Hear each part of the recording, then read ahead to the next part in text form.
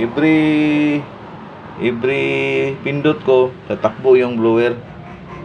Yan, ibig sabihin gumana yung output natin.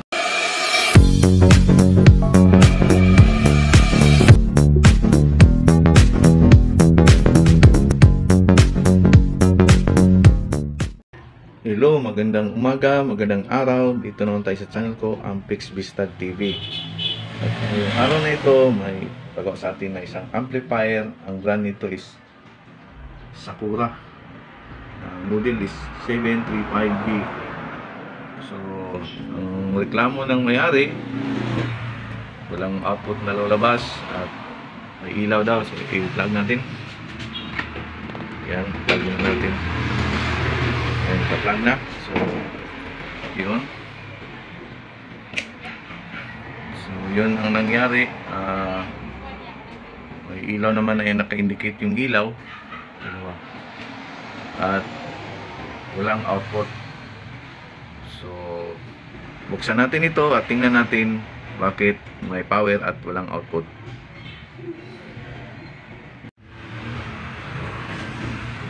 At ito, nabuksan na natin. Ito yung loob ng amplifier. So, yan. Ito yung power supply. Ito yung preamp nya. At ito yung filter capacitor, power supply ring. At may output. Ito po yung output. May malaking heatsink. Yan ang output. Yan, ito yung mga output na sa kada channel may 4 na transistor. Yan. Mag-initial tayo mga kaibigan. Initial tayo ng testing yung itong dalawang fuse. Yan, may dalawang fuse. Ito, testing natin. Gamit tayo ng multi-tester. Yan na po. Yung tester natin. So, shoot na natin yung tester. Okay. May deflection naman mga kaibigan. Yan, may deflection yung tester natin. Test natin. So, kunin natin itong fuse.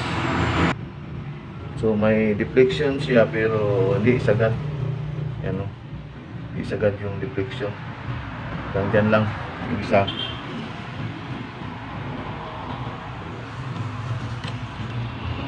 Yan, fuse. So, hindi pa rin sagad. Ibig sabihin, open ang fuse na ito. Open. So, kunin natin para makasiguro tayo. Mga kaibigan, ito na po yung fuse. Tingin ko, open na. Open na itong mga fuse na ito. Dalawang fuse.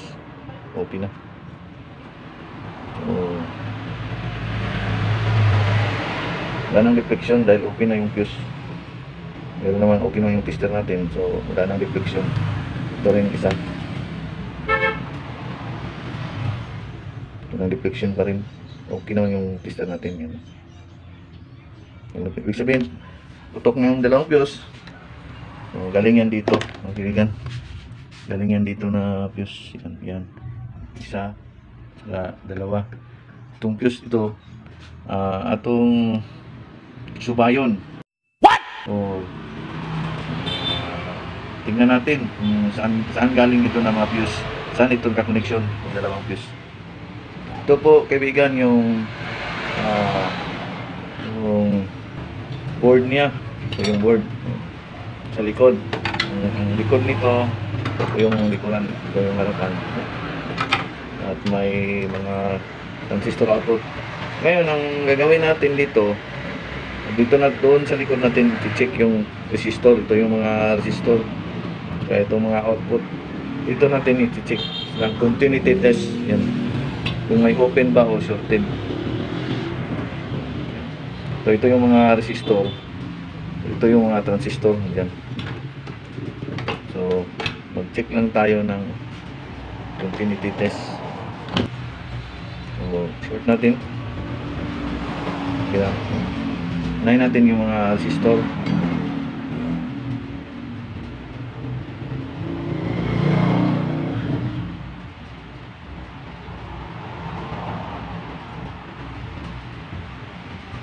resistor ito.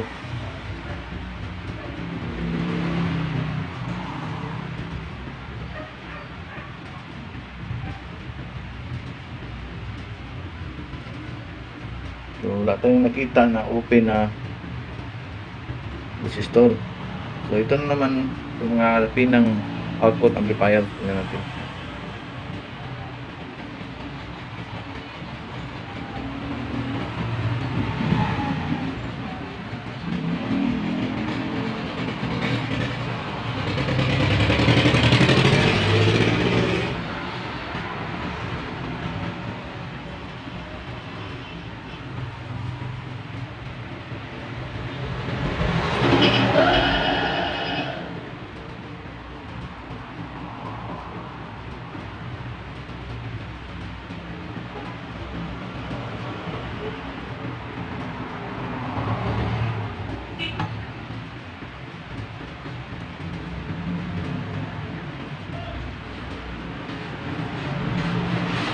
Yan, sa tingin ko may short dito sa kabilang linya dahil yung tester natin ibaliktad-baliktad yung pinang transistor, may deflection siya.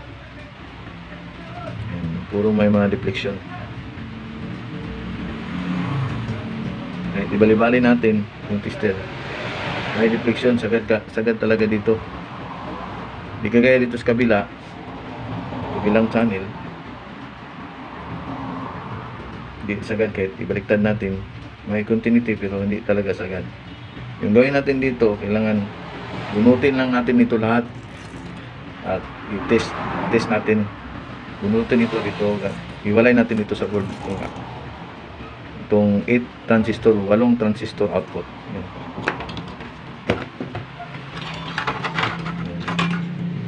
So, kunin natin ito lahat at so kaibigan, tanggalan natin itong 4. So isa natin pag-testing itong output transistor. So dito tayo sa isa. Testing natin. Ito yung tester, kasagad. Dito. Sagad na. Ibali-bali natin yung tester natin. Sagad na. Ibig sabihin sila na talaga itong transistor na ito. Ito namang isa. Sagad pa rin. Kahit yung polarity, ibaliktad natin yung sa tester natin, yung pa nangyari, sagad pa rin siya. Ibig sabihin short. Ito na naman isa. Ito parang wala ito. Sagad yung base at saka emitter, kasi yung gitna collector yan, so wala na. Pero sirapan nito, sagad na siya. Gagawin natin, ano pa rin, lagyan natin sa kabila, ano pa rin, baliktad natin, ito pa rin, sira na ito. Ito naman isa.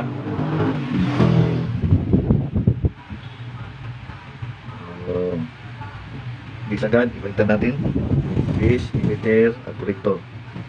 So ito mga kaibigan, yung number nito is ito po ay 1943 A1943. Ibig sabihin PNP ito, may deflection kasi ito is E914. PNP ito, may deflection pag, kasi yung PNP, yung base is positive, negative yung collector at emitter is negative.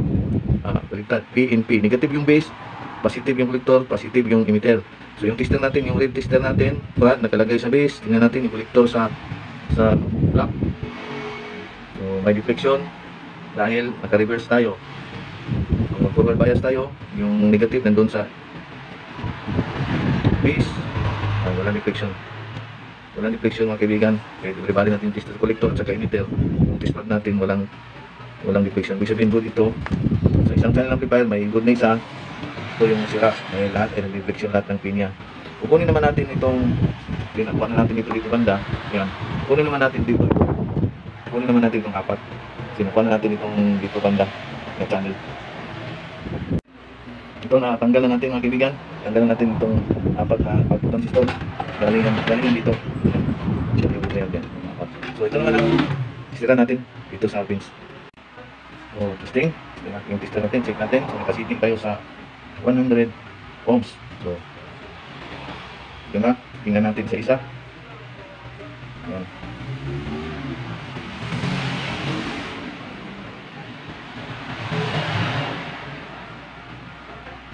So ang deflection, i-reverse natin. Meron. Okay. Meron. Diyan. Walang reflection. Ito naman. Ibig sabihin, kung walang reflection dito, ito ay NPN. Yung NPN ito dahil yung positive natin nasa base, negative, saka ito positive, positive. Walang reflection. I-reverse natin. Meron naman. Tama ito forward dahil i-test na natin may diode. Okay. Ayan, okay naman. Ang number nito is C5200 5200. Ito naman sa kabila.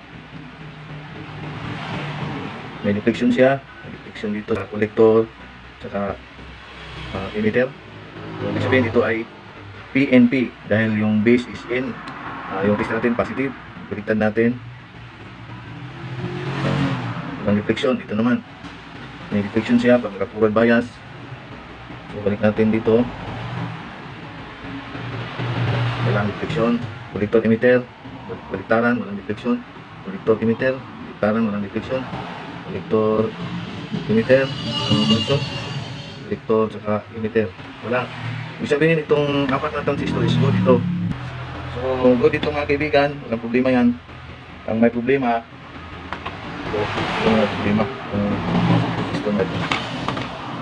ito yung load. Tatlo yung sira. So hanapan natin itong tatlo. Hanap muna tayo at iba natin yan dito. Kabit natin yan dyan. Yan. Dito. Balik natin dito. Sabihin dito yung may problema ng mga transistor. Doon sa kabila wala. Sige mga kaibigan, hanap muna tayo ng pangpalit ng transistor output. Kaibigan, na lagay na natin itong apat na transistor.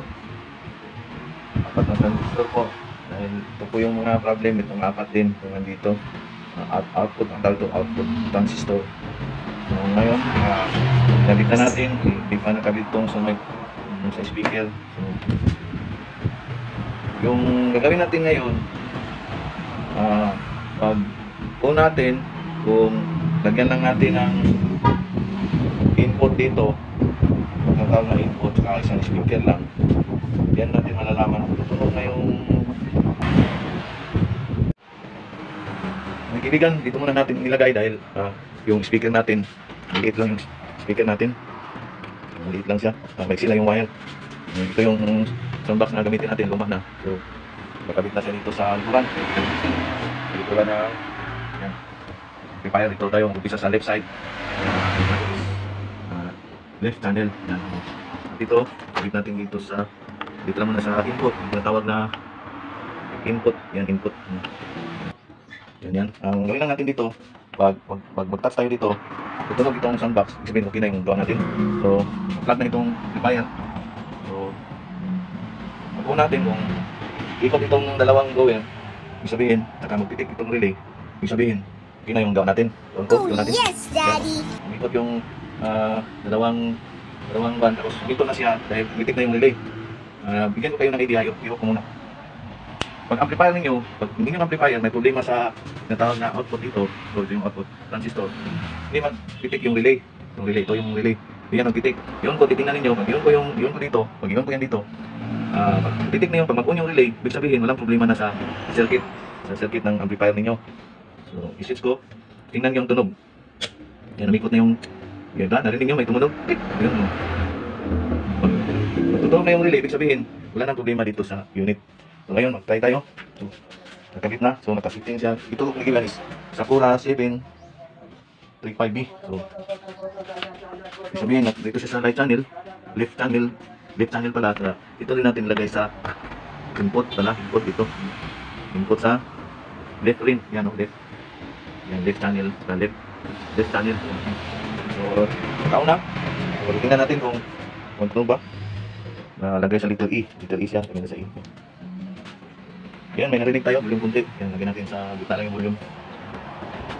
Yan, narinig na pag in-lock ito, may marinig yun na sounds galing sa soundbox yan. Ibig sabihin, okay na. Okay na yung left channel. At every pindot ko, tatakbo yung blower. Yan, ibig sabihin, gumana yung output natin. So, lipat na rin natin ito sa right channel. Yan. Lipat natin sa right channel mga kaibigan. Ito naman. Para safe tayo, minsan hindi natin maiwasan yung mga wire baka gumanon mag-little wire. Kailangan naka-off yung amplifier.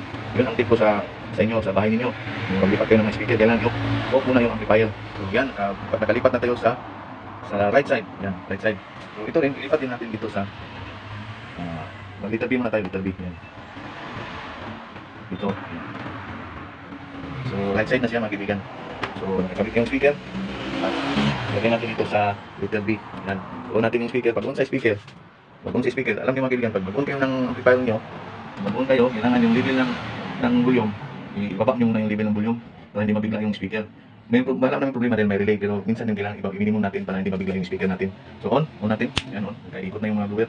Pag-titik ng relay, ito yung mga blower. Ngayon, testing tayo, lagyan naman natin sa app lang muna. Kasi ito lang i-testing natin dahil wala tayong player dito. So yan ito yung gagawin natin. So pindot na naman tayo, yan, pindot na naman. Yan, tunog, nakakita yung tunog, every pindot ko, tunog yung speaker, yan o. Ayan o. So mga kaibigan, okay na itong amplifier na gawa natin. Ito lang po yung problem niya. Apat na output transistor. At tinicheck. Hindi lang ito i-check ninyo. Check ninyo yung maliliit na parts dyan sa loob.